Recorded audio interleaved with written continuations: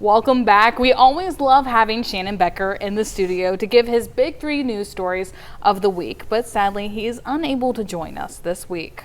So don't worry though, we've still made sure that we've got those stories ready to give to you because he sent them to us even though he isn't here. The number 3 story, an oversized load carrying a small building failed to clear the I-44 overpass on Missouri 59 in Fidelity. That was just before 10 o'clock on Friday.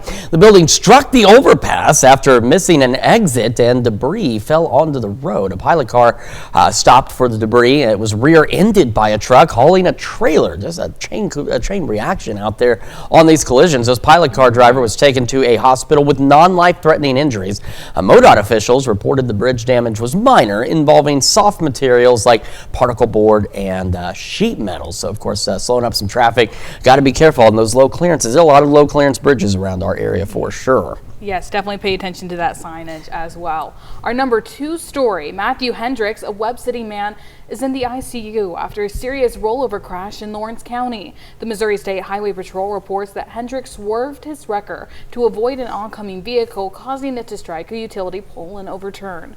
Friends have organized a GoFundMe to support his family during his recovery. Hendricks, who is sedated and on a ventilator, is the head of his household, supporting his partner Abby and their 3-year-old son Liam. Donations will help cover household expenses while he's unable to work. Of course, a very tragic situation there. And of course, as mentioned, there's that GoFundMe that's been set up for that family as well. Our number 1 story this week, Dylan Martinez, 32, has been identified as the suspect in an officer-involved shooting with an off-duty McDonald County deputy. Now, Martinez, who has a lengthy criminal history, including charges of rape, robbery, and kidnapping, was involved in a shooting on November 16th near Route E in Powell, Missouri. Now, Deputy Michael Hall, who encountered Martinez with a stolen vehicle, was shot in the right thigh, but he returned fire, hitting Martinez. Both of them were injured, with Martinez remaining in the hospital. Michael Hall has since been released. The investigation, of course, is continuing into that. And of course, with this, Hall showed up. He went out. He saw a car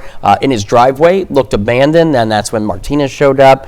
And he identified himself as a deputy. Hall did, and that's when Martinez opened fire and Hall returned fire. So still something that they're investigating there.